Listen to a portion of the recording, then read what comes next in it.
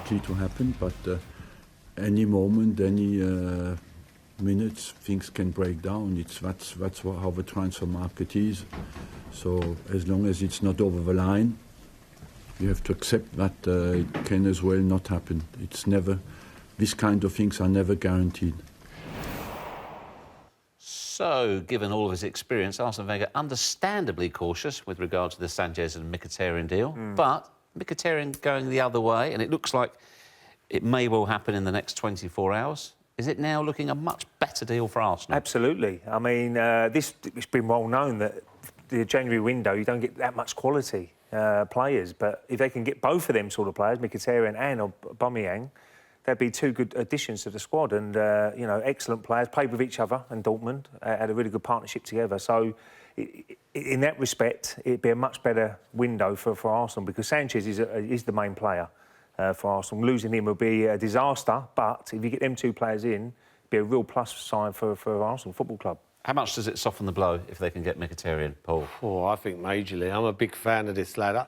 Don't get me wrong, I think Sanchez is top drawer as well, but as Ray said, to get that kind of quality in January is very rare. And for me, I'm a big fan of Mkhitaryan. I think he's one of the best in the Premier League. Where's his best position, though? I think he's a number 10. I think he's a free spirit. I think What happens with Ozil there? Well, would you push him out? Or? I think Ozil can play out on the right and just in that little pocket. He's intelligent enough. But I would say to Mkhitaryan, or even play two of them. If you can get enough players around and just say, right, you two go and do what you want, and whoever plays up front, if it's Aubameyang. That's not bad, man. Aubameyang, that ain't bad. That ain't bad. That ain't bad. It was always going to happen. If he comes in as well, you talk about them three in a triangle with pace and their vision. I mean, they'll run riot. I mean, any offensive player going to Arsenal under Arsene Wenger is a good move. It's as simple as that. But is Mkhitaryan, although it makes the Sanchez deal look better, is he what Arsenal actually need right now?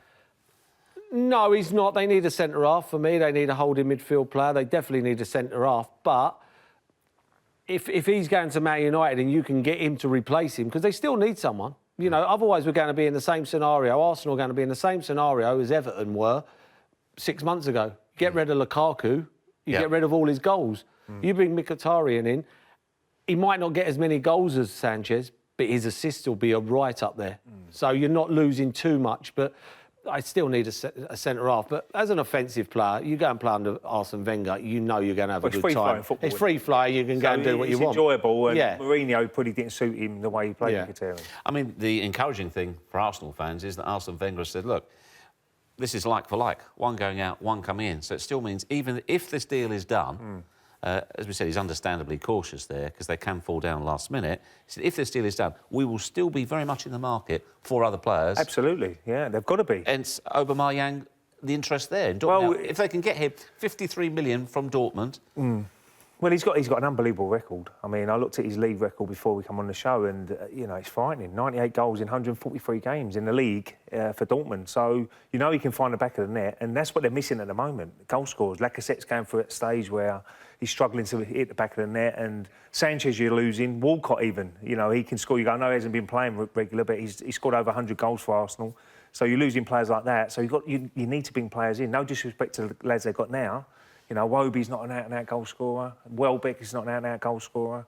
And so where the goal's going to come from? So you need to address that situation. Possibly part of that deal, though, would mean Giroud going. Would you be reluctant to let him go? Or if there's genuine pace and goals coming the other way for somebody who's not a regular starter? I like the record of Aubameyang. I do like his record. My worry is he's full of pace. He's electric. He's very quick.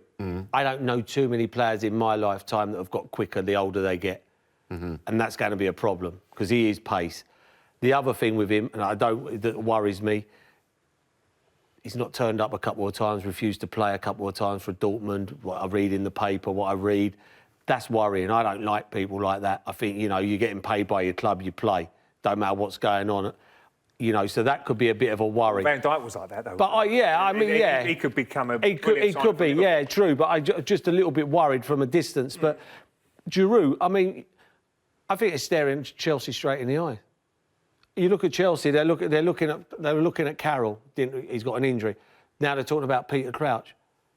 Giroud's the answer. If they're looking for someone like that who's big, who's strong, who can come on and change a game, I mean, I don't see anybody better. OK, bit by bit. So you wouldn't be too concerned about Giroud leaving if it means getting Aubameyang over the line? I think it'd be unlucky, Giroud. I do. I think Giroud's very underrated. I think he's underrated. You've got to be careful. Because if Aubameyang comes, does Lacazette play? I don't see Lacazette play. Well, he can play on the wing. Yeah, then you're overloaded again now, because then you'd have Ozil, Mkhitaryan, then you'd have... Well, you play... How would you set up? Probably would be Ozil or either side. You want Mkhitaryan as number 10. Is number 10, yeah. And then you put the three behind Lacazette. And then that could be a good strike force going forward. They've got to get back as well. They've got to They're good at the back, though, aren't they? I mean, yeah. Expose a few people. Yeah, but yeah. Your question about Aubameyang's character, perhaps the answer there is Sven Mislintat, who's now part of behind the scenes at Arsenal. He was at Dortmund. He was there. Both Mkhitaryan and Aubameyang were Klopp signings, so he knows his character. So he's obviously said to the Arsenal board, look, and presumably to Arsene Wenger as well, I know how it looks on the outside, but he is of good character, and he's absolutely perfect for what we want. Behind the scenes, they are changing lots at Arsenal. You know, there's 4 or 5 people come into the club now, people doing contracts, different people. Obviously, this guy is now the chief man to look for players, and he knows these guys. So, yeah, that could be the what gets it over the line, you know, the deals, because the players know him as well. And that is a big factor in the transfers. I just wanted Merson to say that name. If they can get them two in, and they can find the form that they performed together at Dortmund. Yep, 3 seasons. Wow, seriously, wow. That would be, with Ozil as well, who I still think is one of the best about. I mean, there are more positive. Apparently, there are more positive vibes about him signing as well. Exactly. So, I mean, but going forward, I've never had a worry about Arsenal going forward. You know, we all love watching Arsenal play going forward. But if you're an Arsenal fan at the back, it ain't good enough. You have to. It's all right going, oh, we'll score 4 if we let him free. That ain't going to win you too much. That will never win you anything, if I'm being honest. Do you think, if anything, although these, I mean, forwards, they always attract more attention, goals, they're more exciting as well. A good old-fashioned value in somebody, I'm not demeaning him at all, somebody like Johnny Evans, you know what you're going to get, does his job. Is he... I think he's a proper... I like him. I'm a big fan of Johnny Evans. I mean, sometimes you get... People will go, oh, he's at West Brom. No, he's top drawer. He's a good centre-half. You know, there's no spills and frills. You know, he ain't going to come out and play 4-1-2s and then put a ball through the eye of a needle. What he does, he defends. He's a Tony Adams. He defends. He's in for him, really. Depends who's in for him. Man City's been linked with him, and but Arsenal will play. Every week he'll play. He's assured of playing. You don't know if people want to go somewhere and play every week. You don't know if that's what the Sanchez deal's all about at the end. You know, you read that as he got more money here and he said to Man City, and now he's gone there.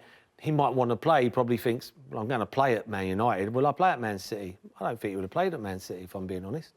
So if Johnny Evans came to Arsenal, he's pretty much guaranteed for that sort of money. And Stones-Otamendi is a pretty solid partnership at Manchester City, isn't it? Yeah, definitely. I mean, the way they play, I know Company's been injured a lot, and they were looking at that position. But certainly, if he's looking at that, and he's 29, 30 now, so you want to be playing at that stage of your career. So Arsenal could be a good move for him. I was just really interested in Arsene Wenger's demeanour in the press conferences this week. The way he spoke. He spoke openly about Aubameyang when, in fact, Dortmund said, hang on, he's our player. He just censored him a little bit, calmed that down. He said about Mkhitaryan today, you know, again, openly, so the wages won't be a problem. It looks like it's a deal that's happening as well. It looks as though because normally he's a reluctant spender, isn't he? It looks as though he's saying, right, come on, disappointed with Sanchez, we've done everything we can to keep him, he's going, let's try and turn this into a positive. See, behind the scenes that might be changing. Where they're looking at players now and saying, look, let's go and buy it. They might have a David Dean now behind the scenes, who they missed really over the last 10 years or since he left. So that might be changing behind the scenes of Arsenal Football Club, which is only for the positive for Arsenal going forward. But certainly he's got to be positive. You're losing one of your best players. You can't be on the back foot. You know, they're still fighting for this top 4. Whether they're going to get it or not is another matter. If you bring them 2 in, it gives you a much better chance. Or bring 3 players in during the window. But he's got to be positive. And the one thing about Arsene Wenger, he's got a lot of knockers now, we know that. but he always answers a question. I'm sure as a journalist or as a person asking questions to Wenger, he always seems to try and give an honest answer to the questions asked.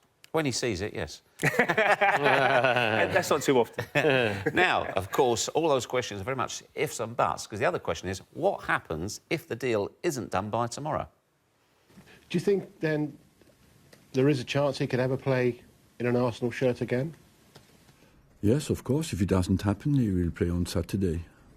Do you think Alexis Sanchez would be in the right frame of mind? I'm amazed by that. I mean, if he wasn't in the right frame of mind going to Bournemouth, it's even more speculation now. You know, he must be looking at TV, and every day he's going somewhere different. And I'm sure his agent is saying, look, the deal's nearly done. And I don't know what's holding it up, whether it's Mkhitaryan, whether he wants to go to Arsenal, I don't know. But I can't see him playing the weekend, if I'm being honest.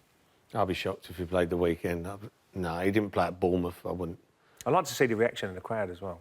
You know, knowing that he's nearly signing for Manchester United and he's got an Arsenal shirt on. Yeah. But, you know, if he scores 2 goals, then I'm sure the crowd will suddenly get behind him. It depends on the reason for the hold-up as well. If Arsene says, look, you're going, we just couldn't get it over the line in time, can you do me one last They won't take a chance, will they? Well, the other thing is about injury, isn't it? Yeah, that's what I mean. I don't think One thing about Sanchez, he does give his all. Well, that's another problem. If you play him, he is someone who gives 100%. He's not half-hearted. No. I mean, if it was Ozil plays a different way. You know what I mean? He'll stay out of tackles. He won't get involved, but great on the ball. So it'll be a dangerous game, that.